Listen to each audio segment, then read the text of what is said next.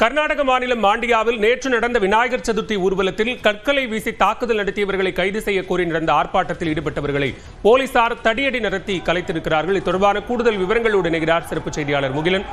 விவரங்கள். பாலா, மாண்டியா பகுதியில் நேற்று இரவு முதல் ஒரு பதட்டமான சூழ்நிலை நிலவுகிறது. நேற்று இரவு சித்தார்த் நகர் என்ற ஒரு பகுதியில் அந்த அதாவது விநாயகர் ஊர்வலம் வரும்போது அதாவது அடையாளம் தெரியாத சிலர் அந்த ஊர்வலத்தின் மீது கல்லெறிகின்றனர்.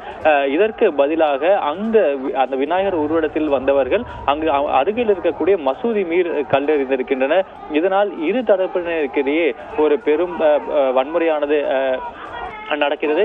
நேற்று இரவு காவல்துறையினர் மீண்டும் தடியடி நடத்தி அந்த கூட்டத்தை கடத்தினர்.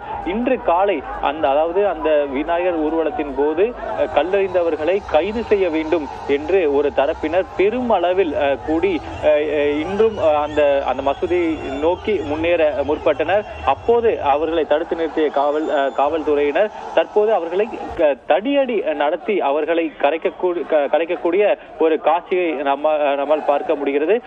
பெரும் திரளாக திரண்டவர்கள் அந்த மசூதியை நோக்கி முன்னேற முயன்றனர். அவர்களை தடியடி நடத்தி தற்போது கர்நாடக காவல்துறையினர் நடத்தி வருகின்றனர். கர்நாடக அரசும் நிலைமையை கட்டுக்குள் கொண்டு வருவதற்கான பல்வேறு நடவடிக்கைகளை எடுத்து வருவதாகவும் தற்போது தெரிவித்திருக்கிறது.